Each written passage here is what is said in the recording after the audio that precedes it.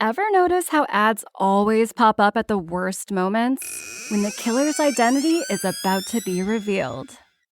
During that perfect meditation flow. On Amazon Music, we believe in keeping you in the moment. That's why we've got millions of ad-free podcast episodes, so you can stay completely immersed in every story, every reveal, every breath. Download the Amazon Music app and start listening to your favorite podcasts ad-free, included with Prime. Taking your business to the next level is a dream lots of us share, but too often it remains just a dream. We hold ourselves back thinking, what if I don't have the skills? What if I can't do it alone? Turn those what ifs into why nots and help your business soar with Shopify.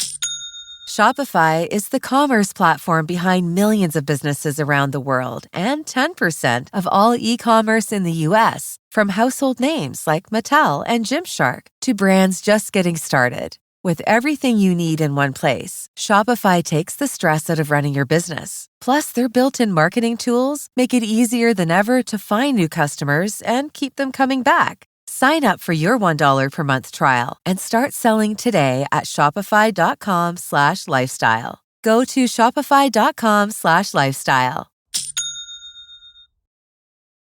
Xander Augustin.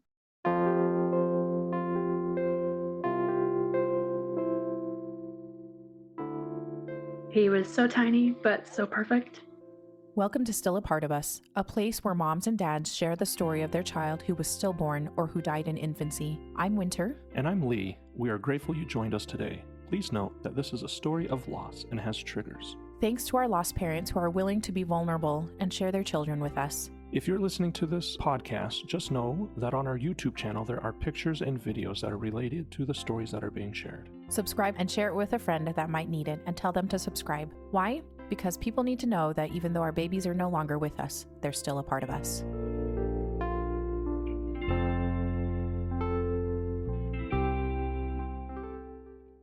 Welcome to Still a Part of Us. I am just looking forward to this conversation that we are going to have with Sarah. Sarah reached out to us, and when I read her email, I was just blown away, and just looking forward to hearing this story, because it is, I think it's going to be really touching. And so, Sarah, thank you again for coming and reaching out to us and being willing to come and tell us about Xander today. Thank you. It's nice to be here. So can you tell us a little bit about yourself, what your family looks like at the time of the birth of Xander, and where you guys are located in the country? So we are located in coastal Georgia, and we had just moved here 2 years prior to Xander's birth. Xander has 3 older brothers. My oldest is 12. At the time, my oldest was 10. Mm-hmm. The next brother was 8, and then the third brother was 6. And then Xander has a twin brother as well. Okay. And your husband, he's also, actually, maybe I should ask you, what do you guys do for a living? And because we were talking about this prior. Yeah. So I am a full-time teacher, and I also run a photography business as well, mostly weddings and portraits. My husband is a teacher and a coach, and we're both career teachers. We've both been in this. He's been in the teaching career for about 20 years now, and I've been in the teaching career for about 13. So we're definitely lifers, I guess you could say. You're in it. Yeah. That is awesome. And I suspect very busy. Yes. Especially with your side business, his coaching, I'm sure that you guys are, and all of your boys. It sounds very busy. Are you guys originally from Georgia, or did you guys meet? Where did you meet and such? So we met in Florida. I had gone down there for college. I'm originally from Ohio. Mm-hmm. My husband is a Florida born and bred native, which I know is rare. But my junior year of college, we met at just a little side shopping center that I was reading a book at. And he struck up a conversation, and that was that. We knew it by the end of that week that we wanted to get married. And wow. it was it was really like click. You knew. Yeah. We knew. Yeah, we both knew. So we met in like 2006, I want to say it was. We married in 2010. We had our first pregnancy in 2011, which ended in miscarriage. Then we had our second pregnancy in 2012, which is our oldest. Then we had another miscarriage after him. Then we had our second born, and then our third born. And then 6 years later, the twins. So wow. Okay. Yeah. yeah. And I mean, you guys, there. It sounds like there's been some loss already because of several miscarriages along the way, which is also in itself a loss. Like I don't think people realize like it is also a loss and hard. And it was your first, right? It was a first miscarriage too. That is tough because you just get so excited. I think you just get just so excited. Okay. And then just to make sure that we have an understanding, at the time of this recording, how long ago was Xander and his twin brother? When were they born? About 2.5 years ago. So they were born in October of 22. Okay. So it's been a couple, almost 3 years ago. So thank you for a little bit of that. And what do you guys like to do as a family? You have a lot of, it sounds like you're so active. So tell me a little bit about what you guys like to do. Yeah, sports are a big part of our family. My boys are in soccer, and one of them plays baseball. Two of them are going to be doing cross country here in the fall. Awesome. We do a lot of outdoor activities. So we like to hike. I'm from the country originally, so like I'm used to nature and woods and outdoors. Yeah. We do scouting. So my oldest is actually finishing up his last day of summer camp today. So awesome. He's excited about that. But yeah, we do like a lot of like fishing and hiking and things like that. So we're active. Yeah. Super, super fun. And okay, well, thank you so much for a little introduction of yourself and your family. Will you tell us a little bit about when you guys got pregnant with the twins? Was that, I mean, there is a 6-year gap. So was that a little bit of a plan, or was that more of a surprise? Can you tell us a little bit more about that? It was a very big surprise. Okay. Like I said, we just moved to where we live currently from Florida. And in the move, we'd gotten rid of all of our baby stuff. We held on to it. I don't know why, but and then in the move, we got rid of everything, like all the clothes, all the gear, everything. We're like, we're done. And I've always been very, very regular in my cycle.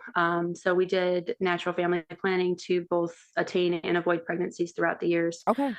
And what my doctor thinks happened is she thinks that I just ovulated early. Oh, okay. So definitely a surprise there. Yeah.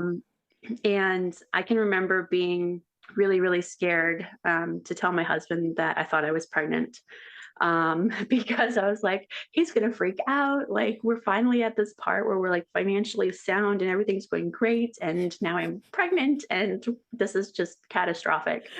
Because like, I just know how he is. And he always like goes to like worst case scenario in terms of like the family situation. Right. So I was actually really scared to tell him, but then afterwards, like he did confide in me that he'd always wanted a big family.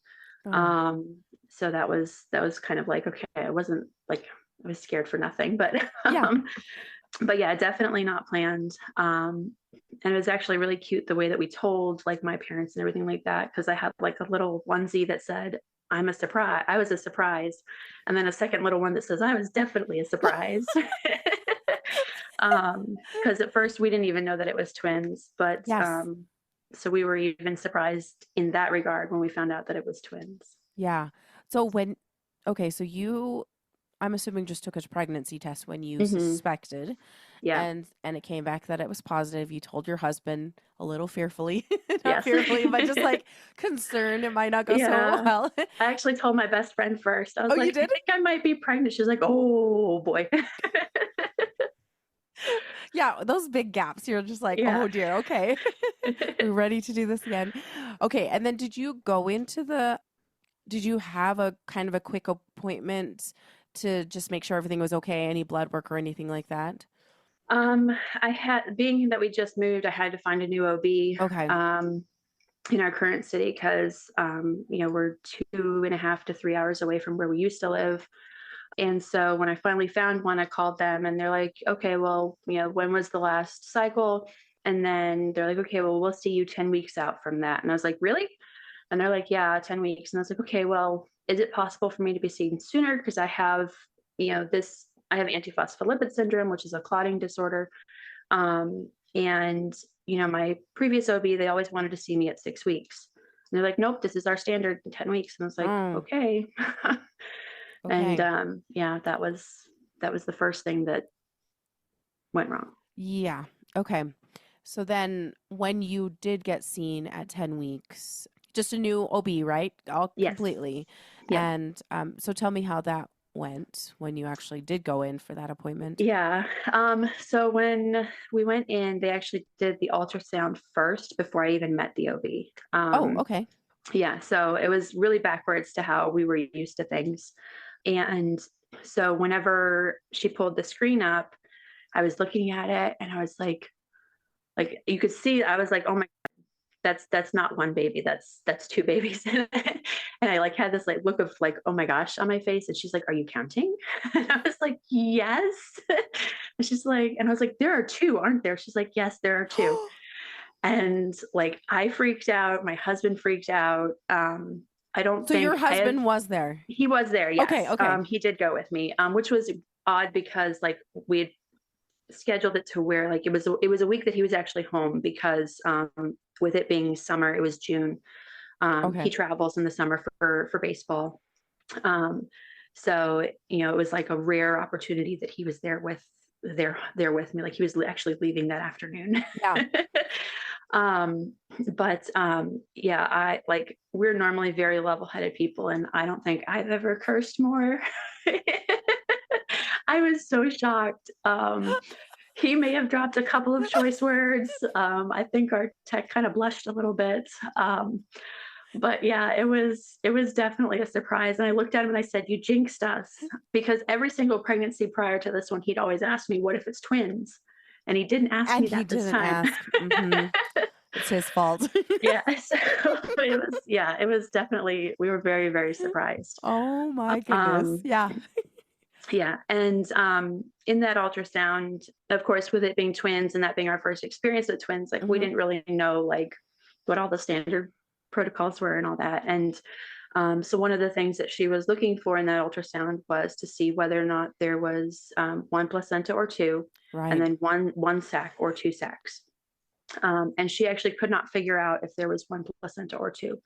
So she actually called in a more experienced tech, and she, did a couple things, took about 30 seconds, and then she decided that there were two that had fused together.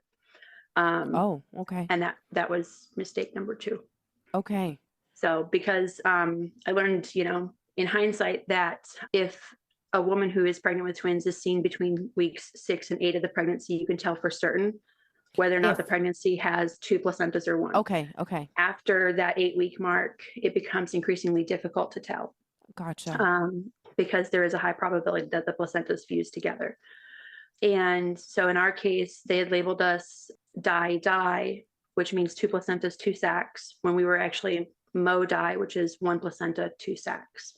Oh, okay. And that comes into a big play later on in terms of the sharing of blood and nutrients between the 2 babies. Gotcha. Okay. So that was kind of, and being a new twin mom, essentially, it is, there's so much, it's different. It's very different. I think you get automatically put into a high risk pregnancy. You do. Yeah. And I was category. 38 at the time. Okay. So at the time of the pregnancy, so I was automatically high risk, even if it was a singleton. Okay. And with my antiphospholipid syndrome, that too. That also. Okay. So yeah. So there's a number of factors that put you into that category anyway. Yeah. So, okay. So that is good to know going into it. So, and then when you talked to the OB, what did they say? So she, asked us if we'd ever had, what our history looked like.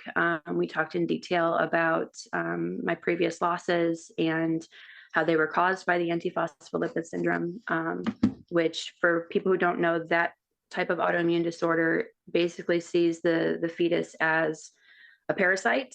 So it says we need to eradicate this, and it cuts off the blood flow to the baby. So it causes a clot in the umbilical cord, and then the baby goes into organ failure. So when we found that out about my previous 2 miscarriages, because we'd lost those 2 babies at the exact same day, like week and day, like to the T. Wow. So that's when my doctor previously had like gone into, okay, we're going to do all this testing and find out what went wrong. So with my new OB, she was surprised. I was surprised that the twins had made it to 10 weeks, because previously my pregnancies had ended at 7 weeks, 3 days. Okay. I went on a blood thinner to kind of, make sure that, there wasn't any issues until I'd gotten to the second trimester. And, she was like, we typically, when we do multiples, you're going to have a C-section, that's, vaginal birth isn't an option here. And that was just our hospital's regulations. And she's like, we're going to go ahead and refer you to the MFM because of your age and because of the twins. And so that was kind of our first experience. And she seemed really nice and sweet. And, so it was, and I continued visits with her throughout the pregnancy. Oh, also on top of in addition your... to having the visits with the MFM. Yeah. Okay. So I saw her every 4 weeks, and I saw the MFM every 2 weeks. Okay. So a lot of extra monitoring and talking with different folks. Okay. Right. Okay. And then you got home after that. Yeah. You announced it to your family, it sounds like. Okay. Well, Yeah. Did you announce it to your boys at the time? We did. So we actually told our oldest son first.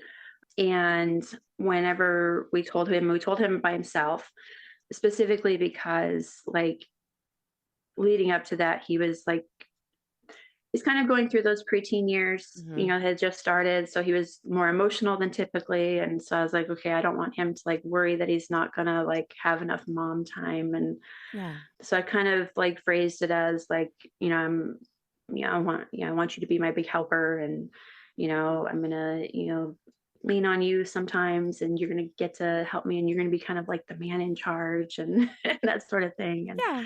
And, so he was excited about that. And then we told the younger 2 boys, and they were excited. And and we were all hoping that it was going to be girls, or at least one of them was going to be a girl, because family of boys. And my oldest had wanted a baby sister since he was like since our second came along. Like he was dead set on, I want a baby sister. Yes. And of course the poor kid never got one. But darn it. But they were excited. And then for my family, my parents were actually coming to visit us a little bit later that summer. And so that's when I made up the onesies that said, like, I'm a surprise, and then I'm definitely a surprise. And it took them a minute for it to sink in. And then so my mom looked at it, and then she's like, and then she picked up the onesies, and there was the ultrasound photos with like twin A, twin B. And she looked at me and goes, I thought you guys were done. I was like, we did too. We're shocked as well. Yeah. So, and then I just kind of did a little recording of myself, like opening up that box and then moving the onesies, and kind of posted that to Facebook. And that's how, like, after he told his family, and I sent that video to my siblings who are all across the country. And then he told his sister, and then I posted it to Facebook. So that's how, like, our friends and that's how our wider scope of friends and family found out. And I can remember like sending an email to my boss, because with being a teacher, you have to like plan in advance for very these much things. in advance.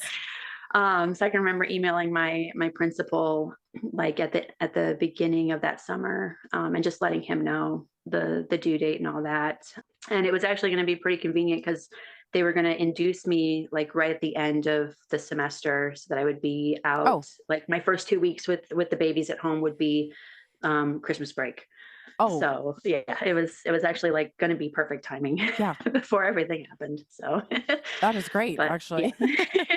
Yeah. Yes, being teachers, you have to really plan well in advance. So okay, that's exciting. And that at that time when you started telling everybody, was that around that 10-week mark, or was it a little bit later in? We had started telling people around like 14, 15 weeks. Okay. Like when my parents came to visit us, that was around 14 weeks. And then after we told family, that's when we told everybody Okay. else. And I had actually emailed my principal before my family found out. Yes. So that way he would like have it on his calendar and his Yep. radar and all that. Yep. Because would your husband get paternity leave? I don't know how that He works. actually did get some. Okay. So his school does grant that option. Okay. So we were very excited about that because the school that he'd been in previously, that wasn't really a thing. They would have to use like their paid time off. Gotcha. Okay.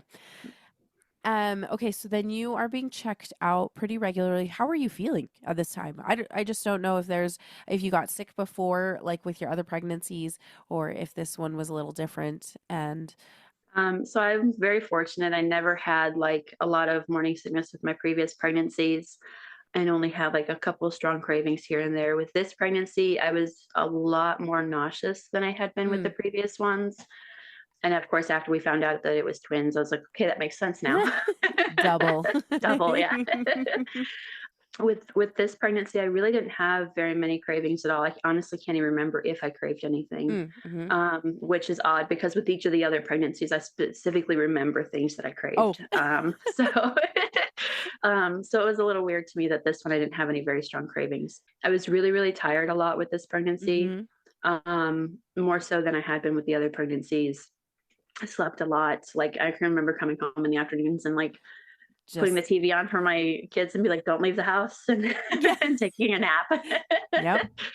And then with terms of like, as I started to get bigger, like I was always sore, like just always really, really sore. And then probably around 20 weeks or so, I started to swell up from my waist down.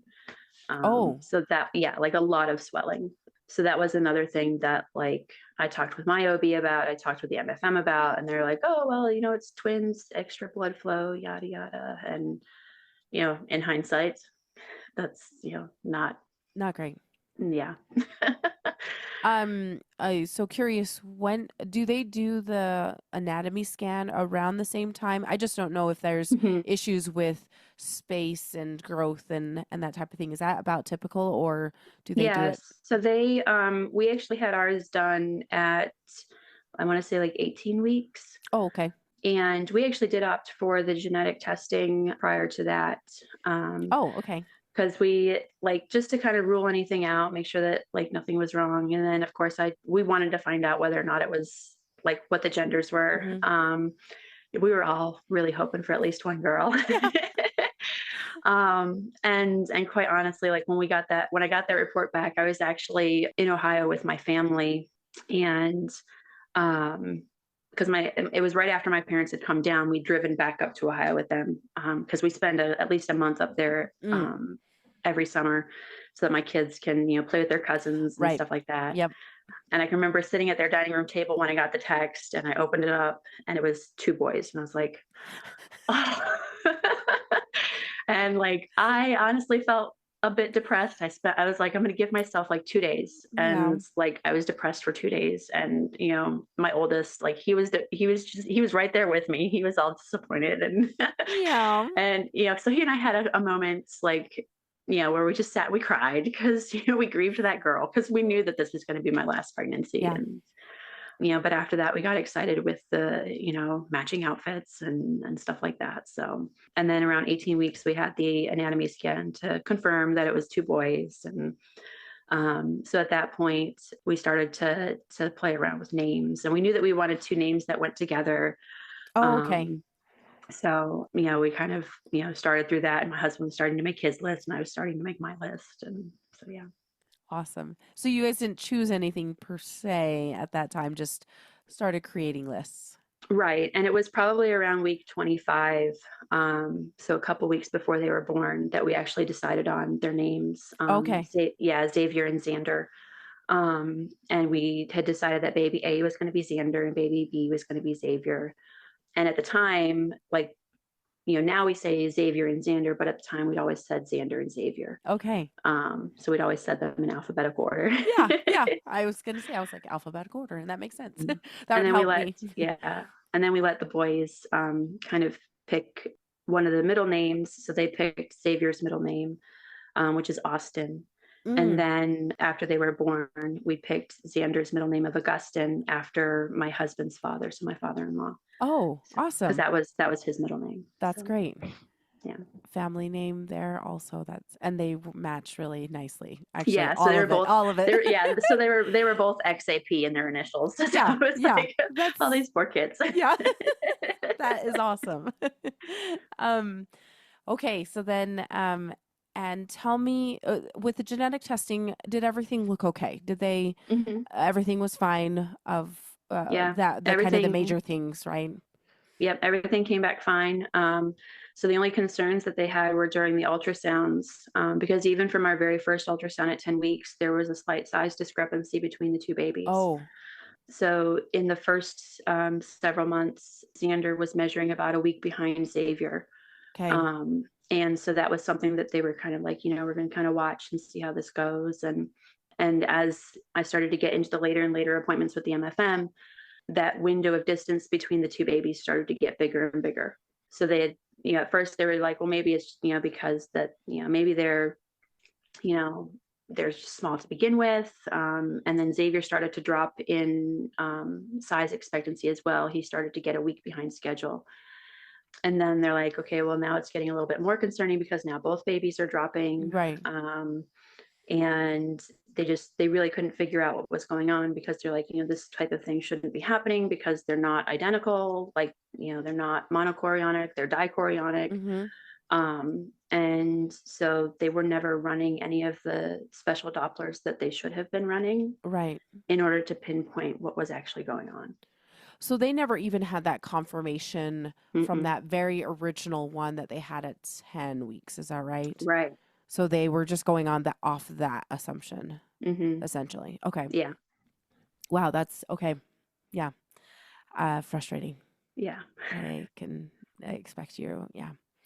So then at the 20-week scan, or I guess it was around 18 weeks, the anatomy scan, they were measuring small both at that time by then. Right. Okay.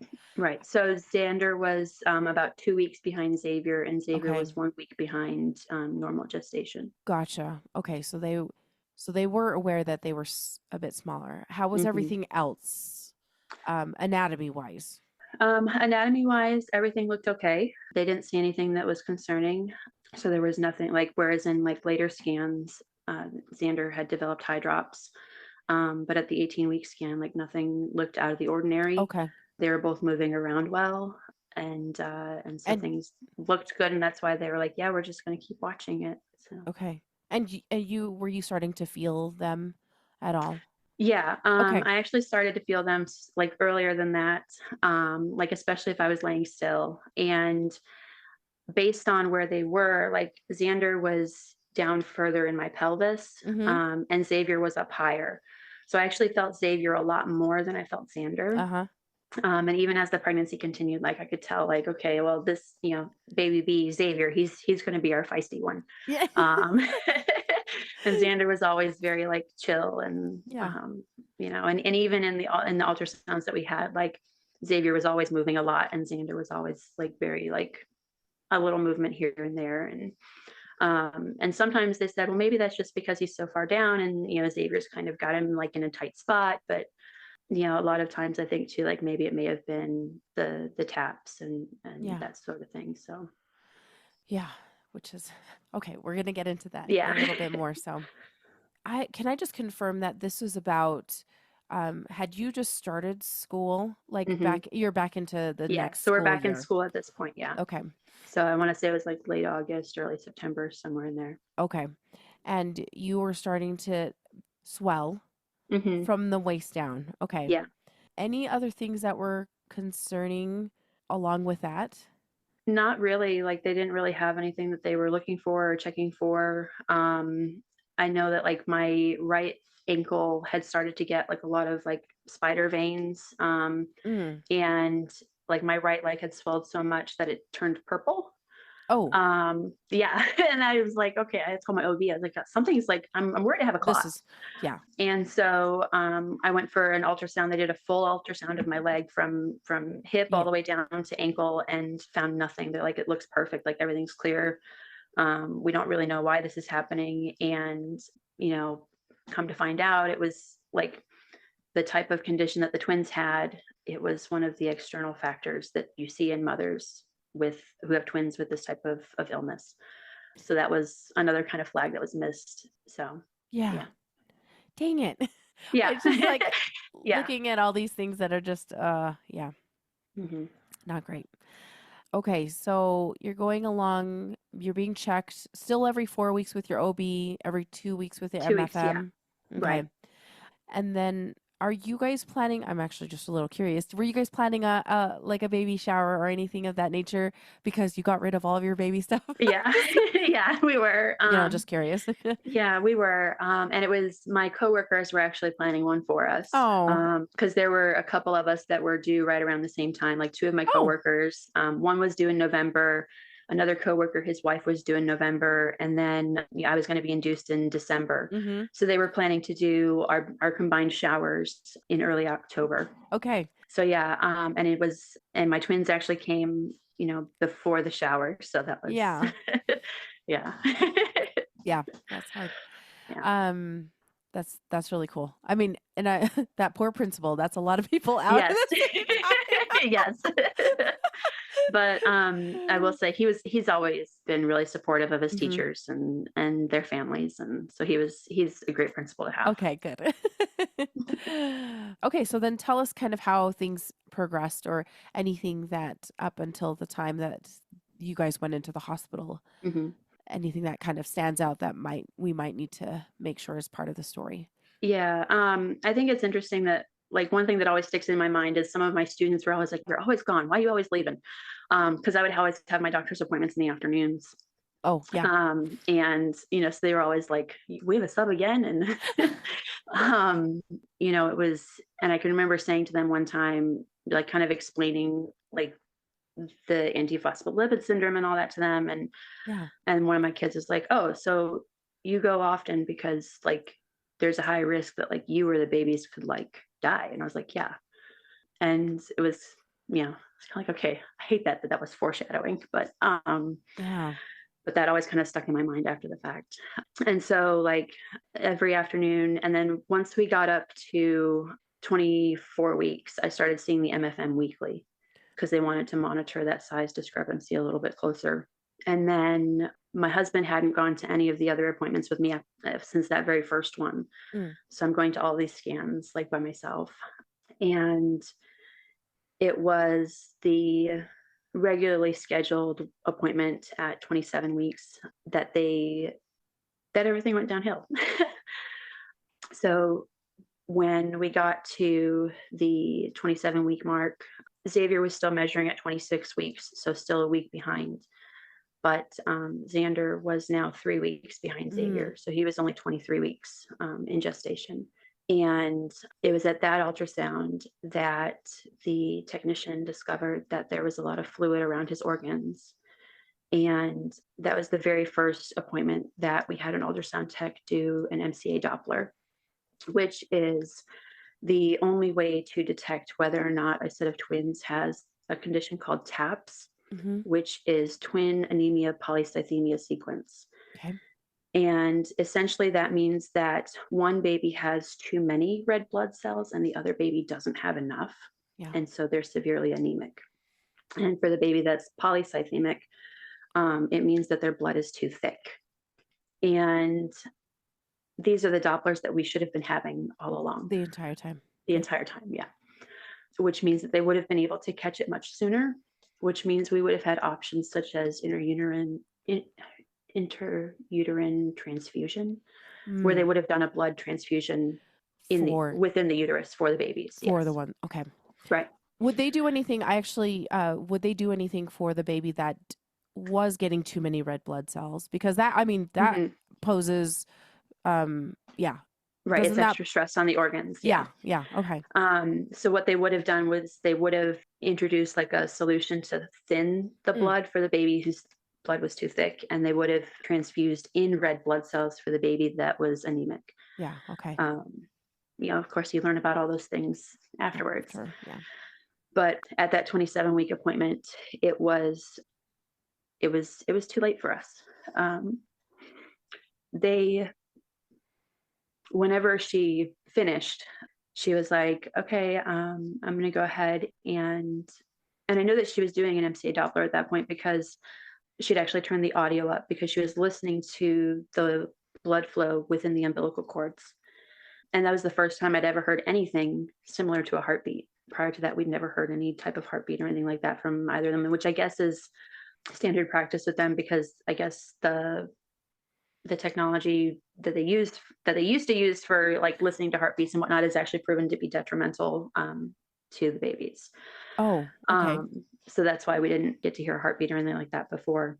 But I was actually like, I can remember listening to it and I was like, I kind of smiled a little bit and I was like, this is the first time I've ever heard heartbeats. And she's like, well, it's interesting you say that because it's not actually their heart. I'm listening to the blood flow within the cords. And I was like, oh, that's kind of weird. So that was kind of like the first thing that ticked me off. I was like, okay, that's kind of weird. Like, why would you do that? And then when she finished, she's like, okay, I'm going to go get the doctor. And then she said, is there anybody you'd like to call? Oh. And having gone through our previous losses, I knew right there that something was wrong. And of course I was like, well, I can't call my husband. He's in the middle of practice. He's not going to have his phone on him. So I explained that to her and she's like, okay, well, I'm going to go get the doctor and he's going to come in and talk with you. And I remember waiting there for 2 hours before he came in. Whoa. Yeah. 2 hours. 2 hours. Yeah. 2 hours. The ultrasound tech had come in a couple times in that time frame asking if like I needed water or to use the bathroom or anything like that. And then each time she'd come in, she'd ask like, are you sure there's no one you want to call? And, oh my gosh. Yeah. So, and she's like, is there anybody that can come wait with you? She's like, he's, the first time she came in, she's like, he's with another patient right now. He'll be out in a little bit. And then, the second time she's like, I'm sorry, this is taking so long. He'll be in as quick as he can. And, I found out when he came in, that 2 hour window was because he was calling specialists that were much more experienced than our MFM team in order to get kind of like next steps, so to say. Yeah. When he came back in, he explained to me that our twins had TAPS. And it's interesting because like prior to that, when we had the size discrepancies between the two babies, like I started like Googling like anybody today would about that. And twin to twin transfusion syndrome came up as a possible suspect. And with that, it's not the red blood cells that are a discrepancy. It's total blood flow that's a discrepancy between the two babies. And with that, there's usually laser surgeries that they'll use to separate the blood vessels on the placenta so that each baby has an equal amount of blood sharing. Oh. And a lot of times there are correlations between TTTS and TAPS, and twins can actually develop both at the same time, which they never came back and said that we had TTTS, but I think we did because that's one of the signs of TTTS is swelling in the mother, which is where my swelling came in. Yeah. So with TTTS and TAPS, they have stages that they go through. So stage 1 is the beginning. Stage 2 is, concerning. Stage 3, that's when they start to do the preventative measures. Stage 4 means that one or both of the babies have gone into heart failure. And stage 5 means that one or both of the babies has passed. And when he explained to me that the babies had TAPS, he explained all those stages. And then he said that we had stage 4. And so that Xander was in heart failure. And I remember my whole world stopped. And he kind of explained to me that that we had even a little bit further of a complication to that, because typically when you have twins that have either TAPS or TTTS, when one baby passes in utero, there's still the opportunity for the second baby to survive and to keep developing. Yeah.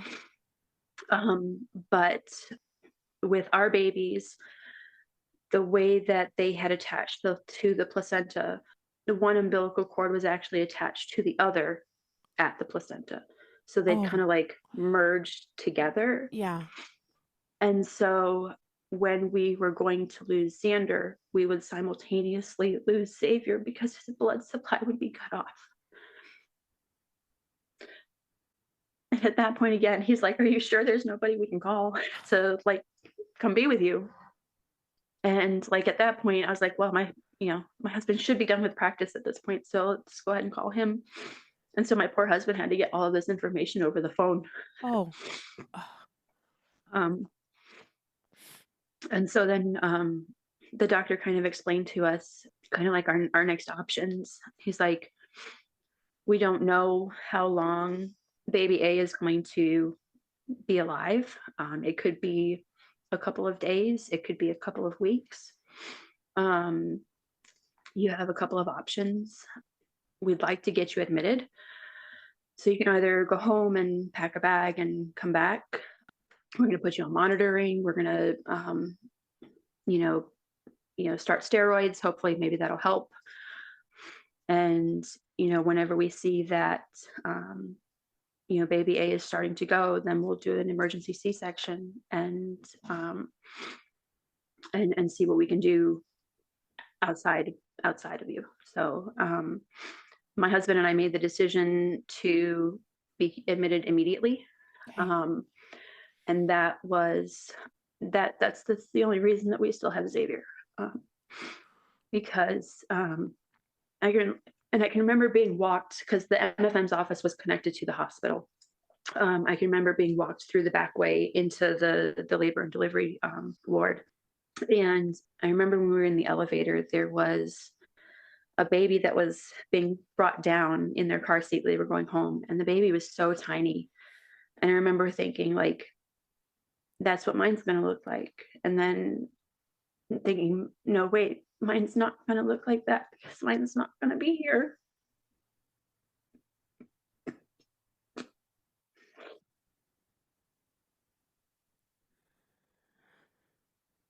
And that was just really hard to kind of grasp. And then I can remember, like, once they got me into a room, they, brought a bag for my things. They had me into a gown so they could hook up monitors and everything.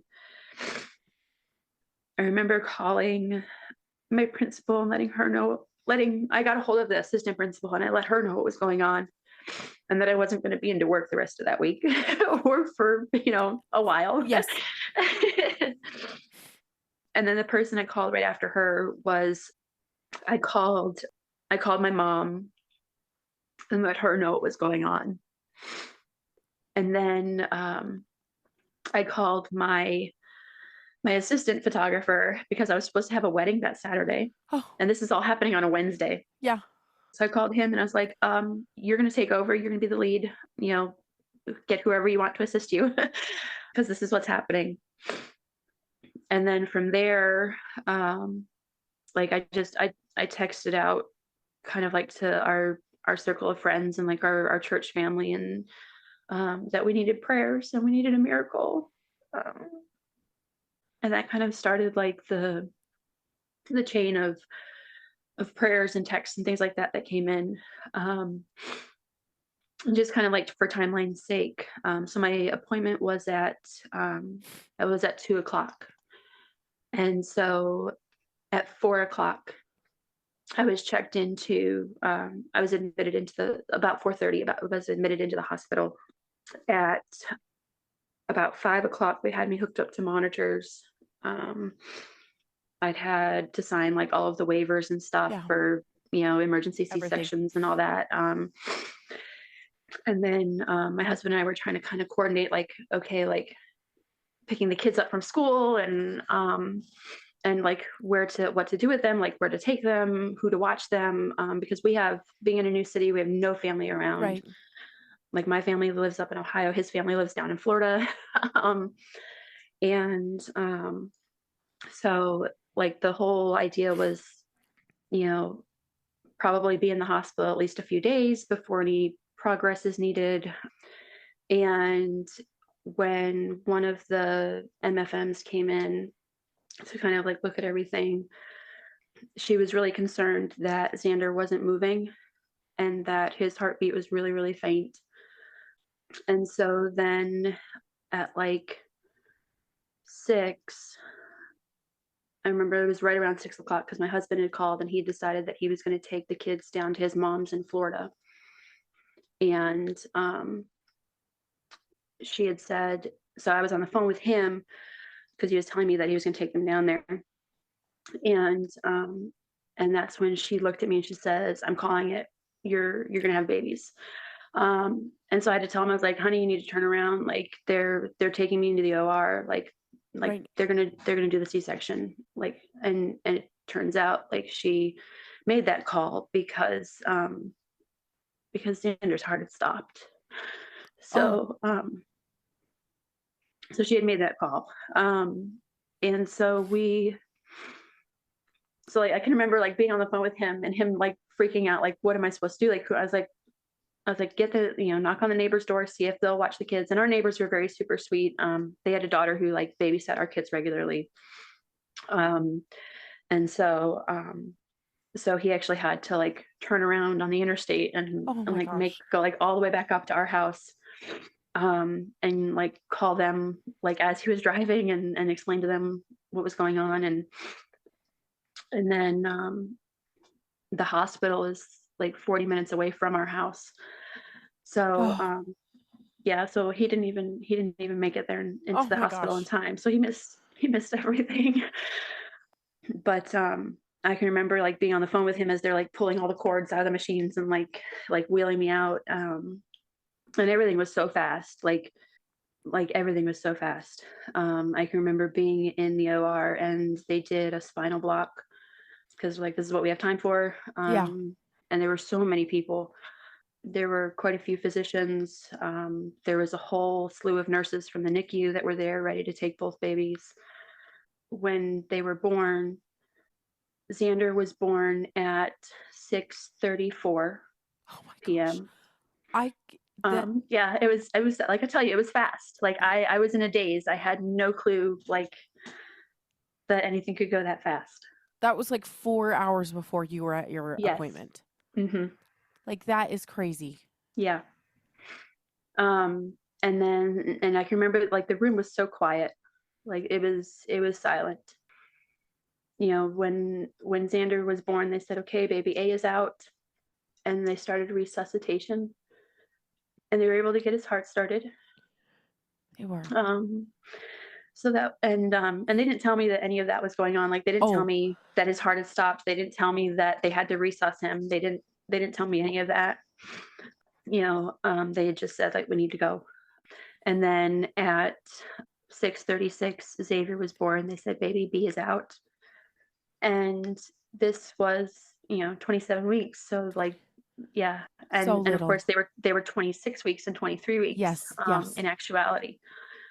Like I didn't even get to see them. Like one of the nurses took my phone, which had been laying on the table beside me, and she took pictures of both of them for me. And I remember like the nurses, like after they got both of them cleaned up, they wrapped both of them in like insulating bags to help like with body temperature and stuff. And they transported them immediately up to the NICU. And I will say that we were very fortunate because our hospital has a level 3 NICU. Yeah. Whereas the hospital I was originally going to deliver at only had a level 2. So it was fortunate that, all of this happened at one of my MFM appointments and not one of my regular OB appointments. Yeah. And I can remember them kind of like telling me like, kind of like what was going to happen with me in terms of like, okay, we're going to go ahead and stitch you up now. And they actually told me, they asked me like, did you know that you had fibroids? I was like, no. And they're like, yeah, you've got uterine fibroids. We're going to go ahead and clean those up while you're here. I was like, okay. And then like in hindsight too, like that can cause complications with TAPS. So it's like all these things that like just added. Oh my gosh. Yeah, added up. Just all added up. When they finally got me kind of like all stitched up and back together, they started to wheel me out of the OR. Like that's when my husband got there. Like, oh my gosh. Like the poor man was coming down the hallway as they were pushing me out. Oh my gosh. Yeah. So he was like just as dazed as I was, and he went into recovery with me because they wouldn't let him up to see the babies yet. And had you heard any word about the babies by that time? You hadn't. They weren't telling you anything. And the nurse in the recovery room, she actually told me that she was going to find out for me, like how they were doing and things like that. And because my first question was, when can I see them? Yes. And I'd asked her too to like find out for me like what their birth stats were, like how big and all that. And so she got that information for me as well. And they were so tiny. Xavier was just over 12 inches. Oh, so tiny. And Xander was just over 11 inches. Okay. Xavier weighed 2 pounds, 2 ounces, and Xander was 1 pound, 3 ounces. Oh man. They were tiny. Tiny. Tiny. Like later on when we would finally get to hold Xander, like I could, like if I put my hands together, you know, one hand touching the other, like his head would be in one hand and his bottom was in the other. Yeah. Like they were so small. And like it was in recovery that I finally got to look at the pictures that the nurses had taken in the OR. I can remember thinking like just looking at them and like seeing the similarities. And because of course in the doctor's appointment where we found out they had TAPS, that's when he told us, like, you know, we had thought all along that you had, you know, more than likely fraternal twins. You know, it turns out they're identical. And that's what the monochorionic means. The monochorionic means that they're identical twins. Yeah. So, you know, of course, finding that out too, you know, being able to see the similarities and things like that. Like they both had my husband's nose, which all of my kids have my husband's nose. Yeah. And then of course, with my husband being Filipino, like they had like and I couldn't see any hair because they had caps on. Yeah. But, you know, their skin was a little bit darker. And, you know, so it was cute to see them. But at the same time, it was like, they don't look like typical babies in the sense that they don't have any of their body fat. Yeah.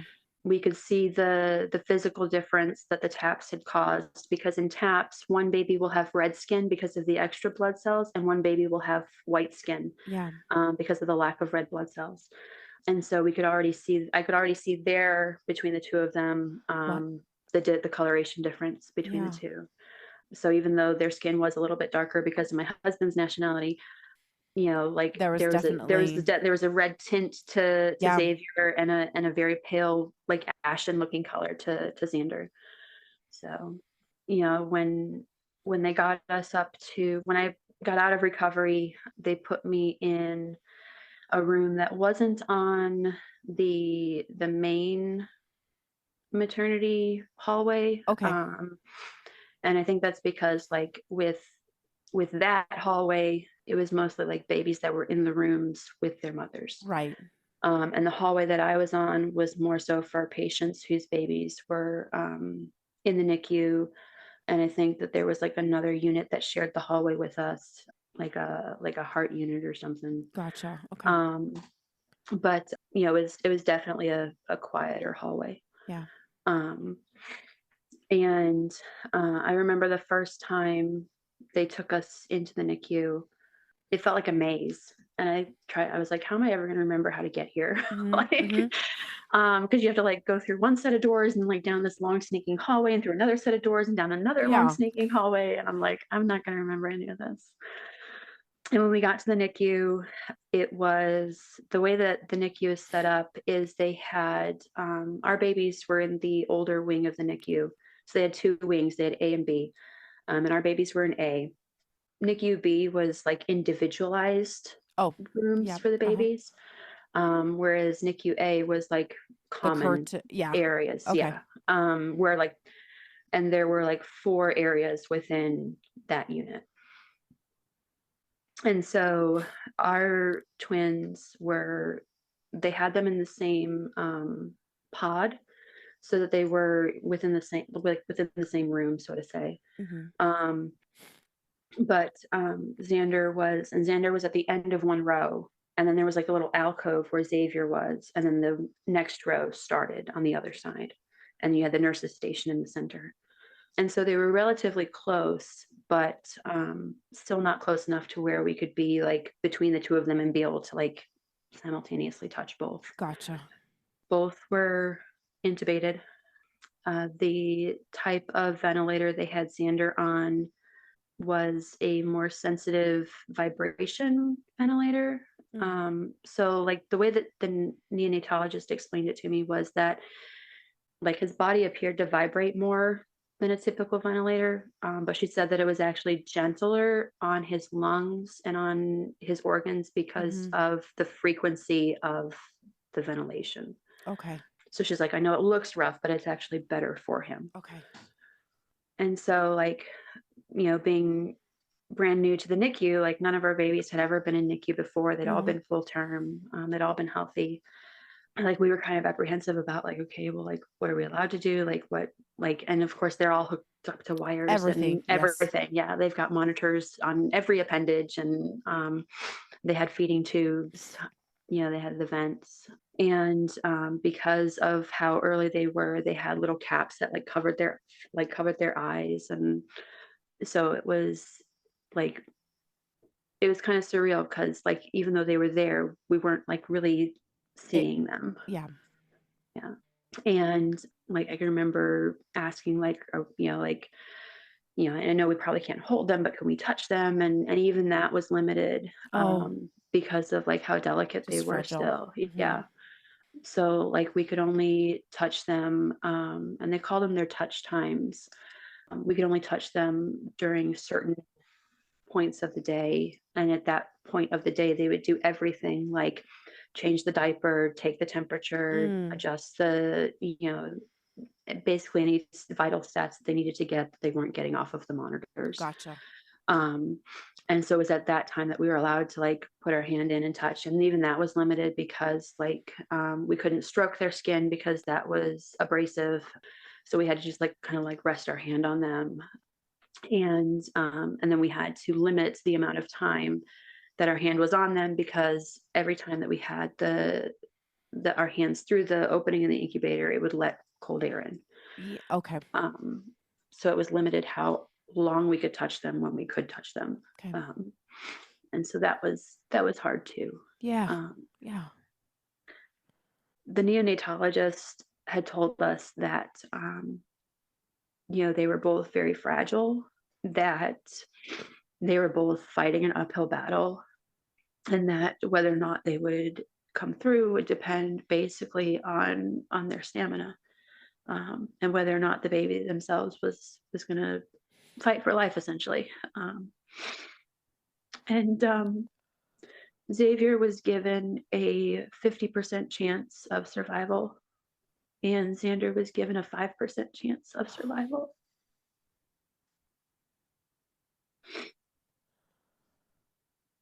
And so that night, my husband had one of the priests that he works with, because he works at a religious school, come in and baptize them. And it was a really beautiful experience, even for the 2 nurses, because their nurses were there with us, because they had to like be able to tell the priest like where he could touch, and like and that sort of thing. At this time too, like my parents had flown down, and God bless my parents, because from the moment I called my mom and told her that what was going on, she immediately got permission from work to leave. And And so she and my dad flew down and were there the very next day. Oh, wow.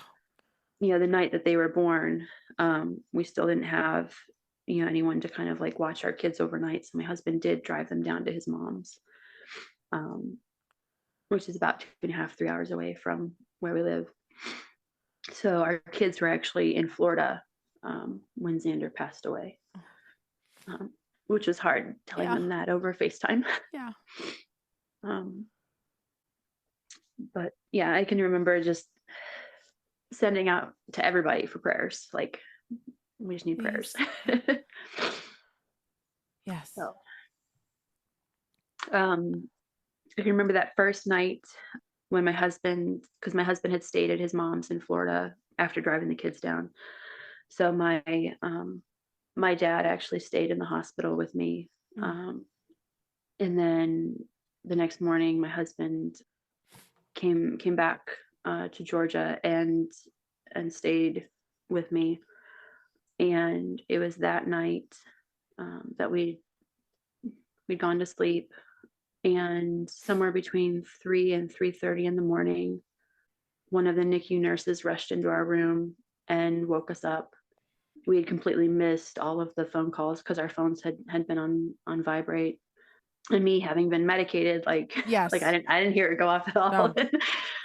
And so that was like really like, and then she didn't tell us anything. She didn't say anything at all. She came in, she had a wheelchair, she got me out of bed and into the wheelchair, and she, pushed me down the hallway, and my husband is kind of like following along. And when we got into the NICU, like we just knew, because there were 4 or 5 nurses and the neonatologist around Xander's bed, and they had everything open and up, and they all had their gloves on, and they'd all turned to look at us. And that's when the neonatologist told us that he had flatlined, and that they were able to get him back, but that his heart wasn't strong enough and he was going to do it again.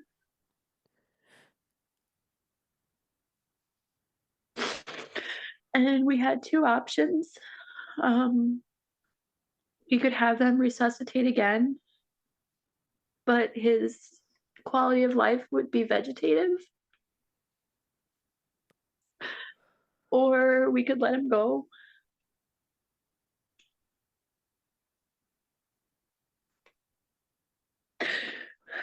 And that's like the hardest decision you ever have to make, whether or not to let your baby go.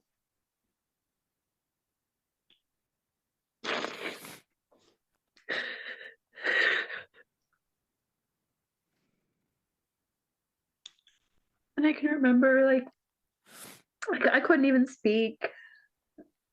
And it was my husband that made the decision, because I couldn't fathom what they were telling us. And I can remember being there and hearing the monitor and watching it and hearing the alarm go off when the O2 levels drop, and just watching that number slowly tick down from the 90s up into like down to the 60s, down to the 30s, into the teens, and then just 0. And I remember pleading with Xander, like, please, baby, don't go. Like, I can do hard. I can do hard. Just don't leave me.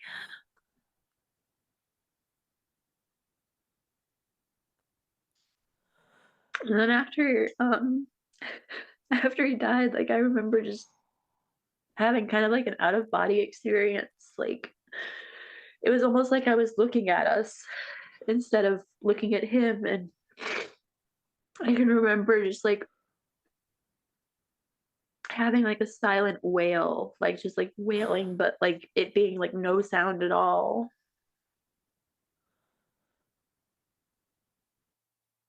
And I remember seeing one of the nurses, and then she like broke down into tears. And I don't know why, but like my first thought was like, I want to scream, I want to cry, I want to like yell at the world. And then my next thought was, but don't wake the babies. I was so concerned about like not being loud because I didn't want to disturb the other babies. Like, Yeah.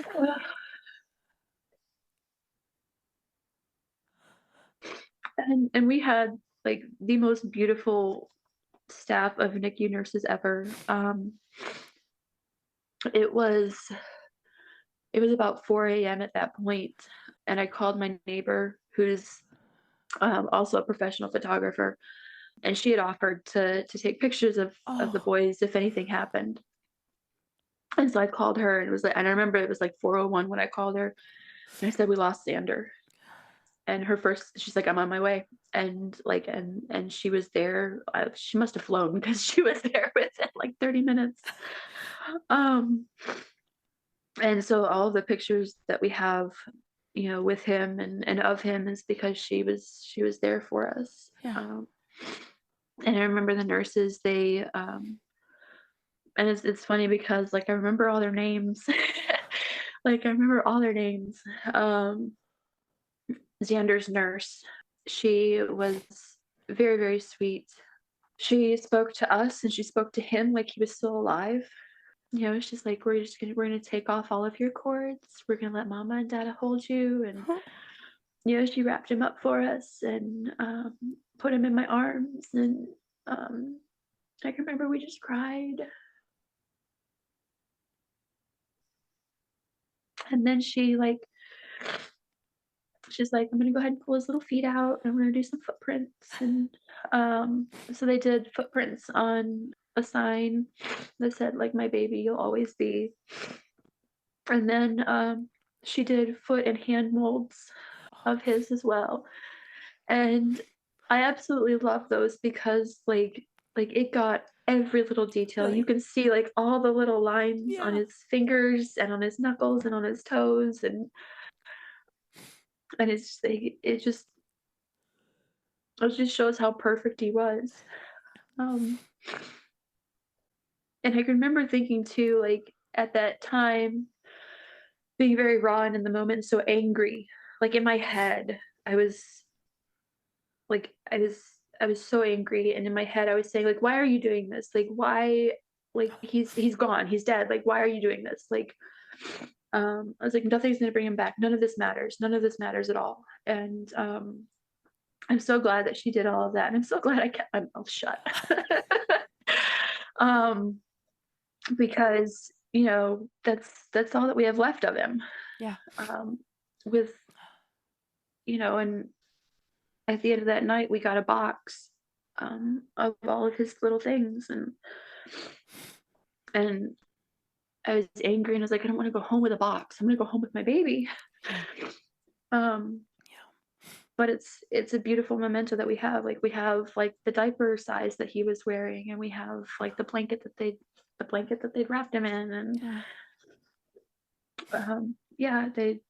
it was a beautiful thing to have in in retrospect. Yeah.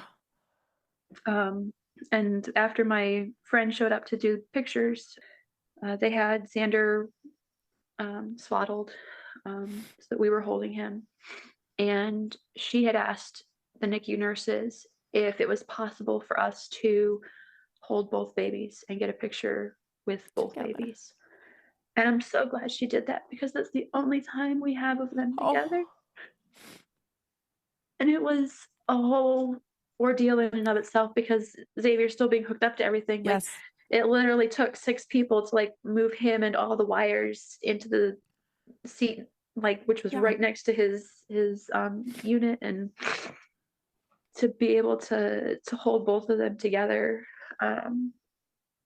Like my favorite picture is like, and it was almost like Xavier knew because he kind of like reached over and grabbed Xander's hand. Oh.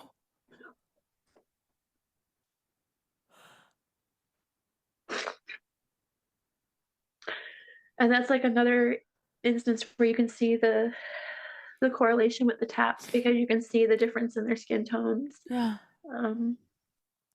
But the NICU staff and the neonatologists, they did everything they could. They had given Xander 4 transfusions of red blood cells when he was born. Xavier had his blood diluted when they were born. But yeah, it just, and if his heart had been stronger, they said that the transfusions would have been successful.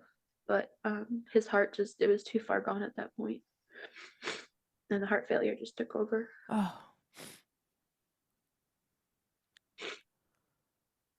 I'm so sorry.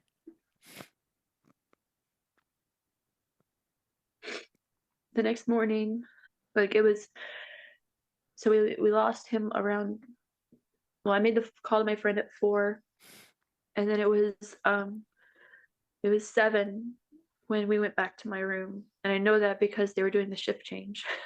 And that was hard, being wheeled out of the NICU and seeing all of the nurses there at the station, like ready for the shift change. Yeah. And of course, all of them knew that we'd lost a baby because, I mean, you see a parent being wheeled out and they're in tears, and like, you just know.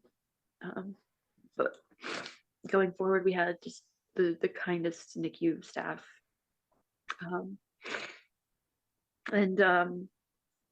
So we went back to my room and slept. And then we had to start the phone calls. I called my parents and told them. I let my mom call my siblings. And then we had to tell our kids. And of course, this is like at the tail end of COVID. So like, none of them were allowed in the hospital. None of them were allowed in the NICU. When we were in the NICU, we could only have 2 people with the babies at a time. So like when my parents came to see them, and so like we had to like rotate out, and so like having to call our kids on FaceTime and just be like, Xander's gone. I really much rather would have told them that in person. The hospital was really, really gracious with us, and they allowed us to bring anybody that wanted to come into my room. They didn't limit us on how many could be in there, like they had previously, because even previously they said that I could only have 2 people. So they kind of opened that up for us. And my husband went down to Florida to pick them up and bring them up. And at that point, they had the social worker come in and ask us if we wanted to have a cuddle cot. And have Xander in my room. And at first I was like, I don't know, that sounds a little weird. But when she explained to me that sometimes it helps, like the parents in the grieving process, I was like, okay, that kind of makes sense. And so they brought the cot in, they brought him in, and he was all swaddled. And I can remember like being apprehensive to touch him at first. And then like when I finally did decide to touch him, I remember I picked him up and I took his little hat off and I opened his blanket. I just wanted to see him, like without all the wires. And it was nice having those couple hours with just me and him. And then when my husband got back, they let our kids come in so that our kids could see him and hold him. Like my oldest, he was really upset. But he's kind of like he stems a lot towards me, where like he gets angry and he bottles it. So he was very like standoffish and like didn't want to hold him at first, and like we didn't want to pressure him into it, but eventually he did come around and hold him. And then our middle son, he's very, very emotional, very lovey-dovey, very like, so he was just bawling. And then our youngest, we found out a year after all of this that he has autism spectrum disorder. And so when he was there and he was looking at him, he kind of like poked his nose and he goes, "He's dead, right?" Like, yes, baby, he is. Because I mean, he's like, just the way his brain works, he's very black and white. And of course, we didn't know that at the time, but yeah, so he was like, oh, okay. It's just like, but even he held him for a little bit, and my parents held him. And that was the first time I've ever seen my dad cry. Oh, really? Like even when my dad's parents passed away, like he never cried. Seeing him like stand there and hold Xander, and he lost it. And even my mom was surprised at that. She's like, I've never seen him cry. Yeah. I was like, well, it's understandable. Yes, completely. Yeah. And so after our kids went home that night, my parents took them home. They brought a little tub in, and we got to give Xander a bath. And we got to pick out his burial outfit, and we picked a little outfit. It was blue, and it had a little duck embroidered on the bottom of it. And that's kind of been our thing. Like with our very first pregnancy, we bought a going home outfit that had little ducks on it. Mm-hmm. And when we lost her, we saved it, and we used it for every baby after her. Oh, really? Yeah. And so when we saw the one that had the little duck embroidered on it, we just knew that was meant for him. And it was funny because he was so tiny that like it swamped him. Yeah, I was like, gonna it was say. so big. And they're made for preemies. They're made for tiny, but he was so tiny. He was a micro preemie. Yeah. And like even the micro preemie diapers were so big on him. But I mean, even the little bonnet was too big. Like it wouldn't, like they had a little, somebody had knitted an even smaller hat for him. Uh-huh. And then he had this little blanket that somebody had made, and it was like a little crocheted square, probably about the size of a laptop, and that's kind of what we had him wrapped in. It was nice to be able to spend that time with him. And I can remember the MFM that I'd seen more frequently than all the other ones. He came in later that day, and he was like, because this was 2 days after they were born, he was like, your insurance wants me to discharge you today, but you're in a lot of pain, right? That we still need to manage, right? And I was like, yes. He's like, okay, I'm going to hold you for one more day. I was like, thank you. Because I didn't want to leave. No. My whole thing was I didn't want to leave and have Xander put into the morgue. Like I couldn't do that. So we had the funeral home. They were going to come and get him the next morning. And I'll never forget that night, the poor nurse that came in to take my vitals. So when a mother has experienced a loss, they put a sign outside her room to let the staff know. Yeah. And I don't know if she just didn't see it or if she just wasn't thinking. But when she came in, she's like, okay, I'm gonna get your vitals. And then she saw Xander sitting in the cot. She's like, okay, I'm gonna get the baby's vitals. I was like, no, you're not. And she kind of looked at me like, what do you mean no? And I was like, he's passed already. She's like, oh, I'm so sorry. And like she like walked out like really quick. I was like, that poor girl. Yeah. Like I wasn't upset by it, but I was like, that poor girl. She's gonna remember this forever. Yes. She's not gonna make that mistake again, I think. Yeah. So yeah. And then the following morning, when the funeral home arrived, my husband was very adamant about he didn't want to see them place Xander into a bag or anything. Yes. So we had one of the NICU nurses come and take him. And I can remember crying because it just felt like we should be the ones taking him home. Yeah. That was very hard. And then, of course, later that afternoon, I was discharged. And first thing I did was go to the NICU to see Xavier. Yeah.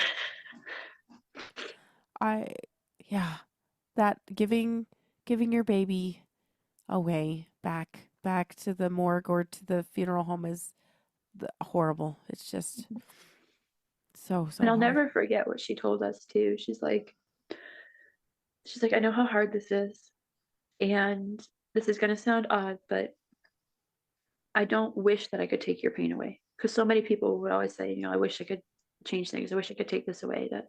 She's like, I don't wish that I could take your pain away, because that experience of pain just shows how much you love him. And that's kind of always stuck with us, like both me and my husband, like, and it's true. Like, if we didn't love him, we wouldn't hurt this much. Yeah. Yeah. And of course, like, hard things like continued, because like that same day I had to call my the day that he passed away was the day that we were supposed to have the baby shower. Oh, So my assistant principal had called and asked how things were going, and I told her, I was like, well, I didn't want to call until this afternoon, but because I don't want anybody to say anything at the baby shower, but we lost Xander today.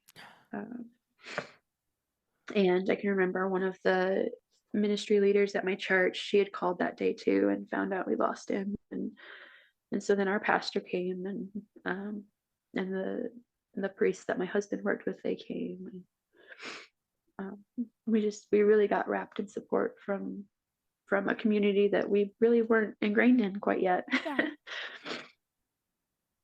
Yeah. That's the way it should be, though, right? I mean, it's Yeah. Try and take care of each other.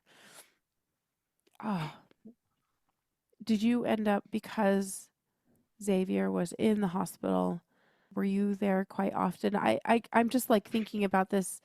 I'm like, you're probably Yeah. making arrangements, and then you're at the hospital, Yeah. and you're having a funeral, and then you're at the hospital. Yeah. It was a lot of that back and forth. So we went and saw Xavier for a little bit before we left that afternoon, and And we went to the funeral home. how was Xavier doing at this time? The update that we got on him was stable but fragile. Yeah. So they're like, we have him in a stable place for now, but it really could go either way. We can't promise anything. We can't guarantee anything. He's got a long road to go. Yeah. And it was a lot of ups and downs with him. Like they tell you that, I mean, one of the first things they tell you when you're in the NICU is that it's going to be a roller coaster. There are going to be good days and they're going to be good, and they're going to be bad days. There are going to be good hours and they're going to be bad hours. And it really is both a physical and an emotional roller coaster. So thankfully he was pretty stable whenever we were making the funeral arrangements for Xander, because like I was like, I can't do this twice. I just can't do this twice. No. And so like when we were at the funeral home and kind of making arrangements, they were very gracious with us. They, offered us the chapel at no cost. And if we wanted to do any type of wake, which we opted not to do, they did the casket at cost for us. They did a reduced rate for staff and personnel and all that. The day before the funeral, which was held at our parish, we went back to kind of like give them like the final things that we wanted in the casket with him. I had crocheted a little heart that each person in our family had like kind of held and prayed over. And each of my boys selected something to put in the casket with him. And so whenever we took those things to the funeral home, they had told us that an anonymous donor had stepped forward and paid for everything. Oh. So it was, a blessing. Yeah. Because we'd gotten a car and all that because we knew that we weren't going to be in an emotional state to drive. Yeah. And so somebody had stepped forward and paid for everything for us. Oh, that's so kind. It was a very big blessing. Yeah. Because of course, a lot of the things that you don't think about in the moment is like all of the hospital bills that come later. Yep.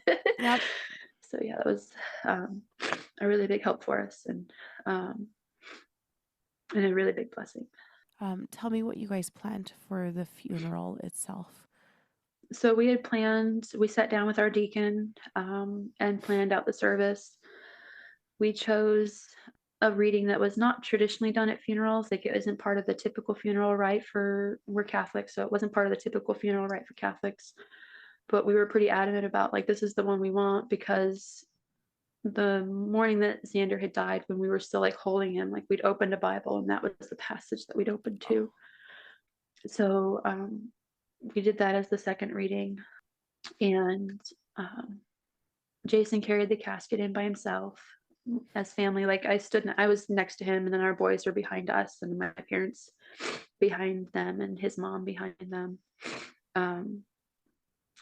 His sister and her husband and their daughter came down for the funeral, and then one of my siblings came in for the funeral. I'm the eldest of 6, so there's a lot in my family. Yeah. And then we had a lot of friends that came into town for the funeral, a couple of family members, our work families, our church family. For the service, my husband did the first reading and I did the second reading. And then my husband gave a eulogy, and I chose all the music because I used to be in a church choir, and then in our old parish, I led the children's choir. And, Okay.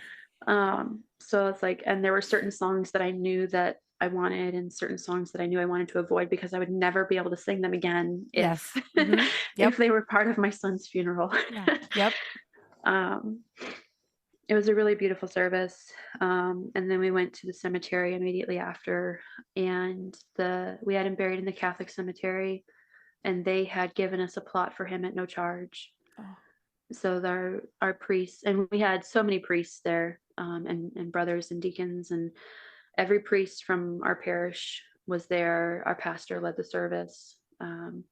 And then all of the priests that my husband worked with and all the brothers that my husband worked with were all there as well.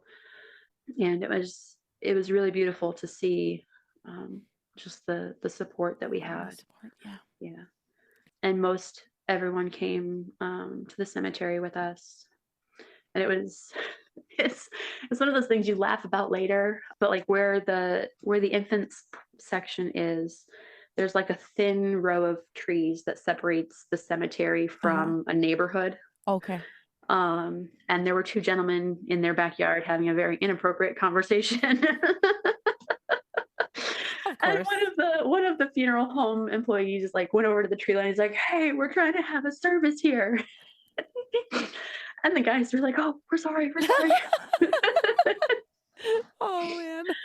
But yeah, it was one of those things like in the moment you're like, "Oh my God, I can't believe this is happening." And then you just laugh about it later. Yep. But yeah, it was interesting to say the least. Yes. But it really sounded like it was a nice it was a nice day regardless. Yeah. And then my parents took my kids home after that. My husband and I went back to the hospital to sit with Xavier for a while. So, and that was a lot of our future, like a lot of back and forth from the hospital, because there were days that like they'd call me and be like, "We think you need to come in." And then I can remember one night in particular that if we had to go back to putting him on a ventilator, and it was very scary because it was like I don't want to lose my other baby. And just some of the, and of course, like I'm still healing from the C-section, and the hardest thing was not being able to cry the way that I wanted to cry. Like I wanted to just like give into it and just like cry, and I couldn't, because every time I started to, my C-section incision would pull. And so I couldn't. And it's not just a sniffle or anything. These are like right. Like it's like your full on like body sobs and sobs and and that is gonna pull stitches. You're right. And I couldn't do any of that because that's horrible. It just hurt so hard. I just am like, that's horrible. And I can remember my mom sitting with me during one of those times and me telling her that that's all I wanted to do and I couldn't, and then she's like, "I know, you're strong. I hate, saying it this way, but you're gonna get through this." And even though, and I remember telling her like, "I don't want to, like I spiraled into depression like really hard." And I think I experienced all the stages of grief all at once, because I was distraught, I was depressed, I was angry, I was like lashing out at everybody, and I can remember telling my mom, like, "I know why he's doing this. I know why he took my baby," like referring to God. I was like, "I know why he's doing this. He's doing this because I'm going to come across somebody that I'm meant to lead through this." Because every difficult thing that I've ever gone through in life, like later on, somebody comes into my life that has the exact same situation or a similar situation, and I'm there for them, and I'm like kind of like just there for them as somebody who's experienced that too. And I told her, I was like, I'm so angry at God right now because I don't I want don't. to lead anybody through this. Like, this is horrible. Like, I don't want to do this. Yeah. Yeah. And you know, sure enough, the following July, one of my coworkers lost his daughter. Yeah. So that was, yeah. But yeah, there were a lot of coping mechanisms, which I know we'll get into later, but Yeah. but yeah, it was very hard. Yeah. And of course I had to navigate too, like our kids' emotions and my husband's emotions, and Yes. That um, it's just so much. yeah, it was a lot. It is so much. And I don't think that I ever really like fully grieved until probably about a year later, because I was just so focused on keeping everybody else like put together and okay. Yeah. He ended up being a lot of support for Mm-hmm. a long time. Sarah, I am just so sorry. This is just so it's hard and it's heavy and it doesn't feel very fair. And I was wondering if you had a discussion with the doctors and the MFMs about, I know that we kind of talked about TAPS and the TTTS, and did they acknowledge that there was some error on their part of not catching that early on? It's funny that you say that because when the doctor was first explaining it to us, one of the first things he said was, "Now this is nobody's fault in particular." And I was like, "Really?" It took me several months to acknowledge that our entire medical team had failed us all the way through our pregnancy. And it wasn't until I found like right after they were born, I found the twin to twin transfusion syndrome society, and they are a charitable organization that is there to kind of like pioneer like medical research, Yeah. parental support, that sort of thing. They offered to pay for a place closer to the hospital for a few months while Xavier was still in the hospital for us, Oh, because it was a 40-minute drive yes, that's a to and from the lot. hospital, and there wasn't any space at the Ronald McDonald House Yeah. for us. And there were several nights that I, slept in the chair in the Yep. hospital next to him. And Yep. but they were a wealth of information, and it was through their support that I learned all the things that I did learn about TAPS and TTTS afterwards. And then I learned that we should have been having MCA Dopplers all throughout the pregnancy, and that there were treatment options. And that was one of the other things the doctor had said, is like, there are treatment options, but they're still, in the early phases. So they're still kind of new and exploratory and not really scientifically backed yet. And, so, we wouldn't really have any of those options if we'd caught this sooner. Pretty much your only option would have been termination. And that really felt to me like he was trying to like pass the puck, so to say. Yeah. And I know a lot of people have asked later on, like, well, you've got grounds to sue. And I was like, I know we do, but that's not going to bring my son back. And it's just going to reopen every wound that we've worked so hard to mend. And so my biggest thing going forward has just been to advocate and to make sure that other parents aren't going to go through the same thing that we went through. With the foundation and all of that, there's that one stateside, and then there's an international one too. Like, I learned that TAPS is internationally like studied now, and with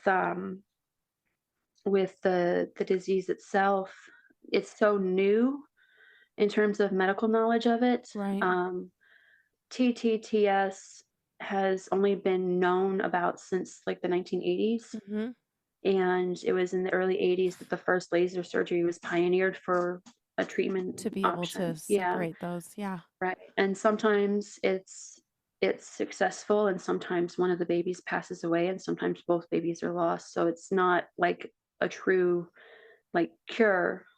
There's always risk that's involved, but if it's not done, then it's highly probable that you'll lose both babies. Yeah. So some parents are taking that risk, in hope and faith that everything's going to be okay. But TAPS is different from TTTS in the fact that it's the red blood cells that are off instead of the blood flow altogether. In general. And so it has different treatments. Like if my twins had received the treatments that a TTTS baby would receive upon birth, it would have killed them both. So it was very good that they realized that they had TAPS, because that was a whole nother treatment plan than just TTTS. Right.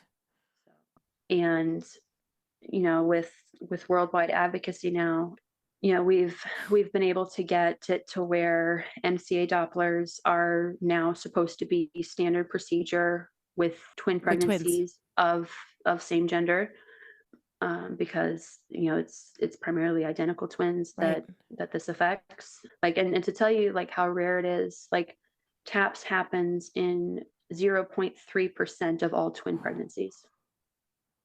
So twin pregnancies in general are much lower. Are much lower, and then you have the on top of that. Yeah. Mm-hmm. So such a small. Yes. Yeah, so it's how did we why us? Yeah. Well, and that that points to the doctors even not knowing what to do or to look for when they were handling that. So right.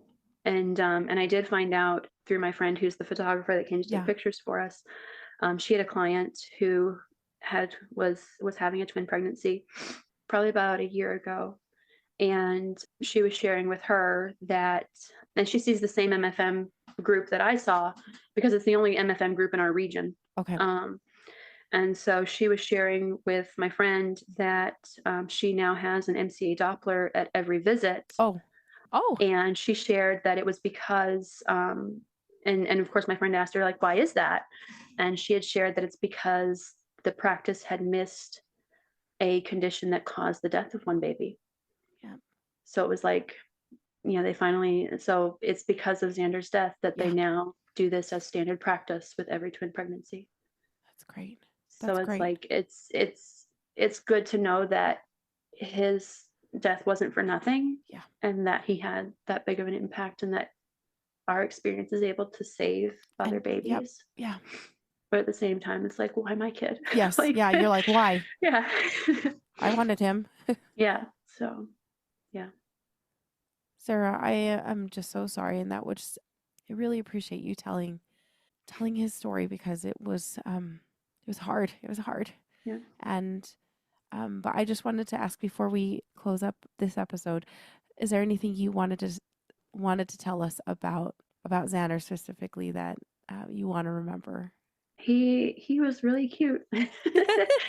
I can remember once we had all of the wires and things off of him, he looked so sweet. He was very bald. Xavier had a little bit of hair, but Xander was very bald. And it was funny because one of the NICU nurses that I've since become very good friends with, she was the charge nurse, and they're in the OR when they were born. And she was the charge nurse the night that Xander passed away, or I guess the morning that he passed away. And she was the charge nurse when, she's the one that came in for his bath and all that. She really was an angel for us. She said that, we usually try to get a lock of hair for the moms who lose a baby, but we couldn't because there was nothing to cut off. So that was something that I'll always remember. She's like, yeah, he was just a little cue ball. But yeah, he was just so cute. And like I said, super tiny, but otherwise he was perfect. All his little fingers and all his little toes, and he's a perfect little baby. Thank you so much again, Sarah. That was perfect.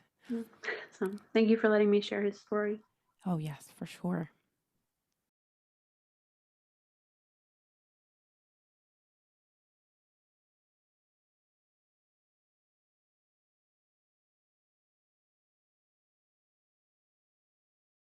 This episode is brought to you by Progressive Insurance. You chose to hit play on this podcast today.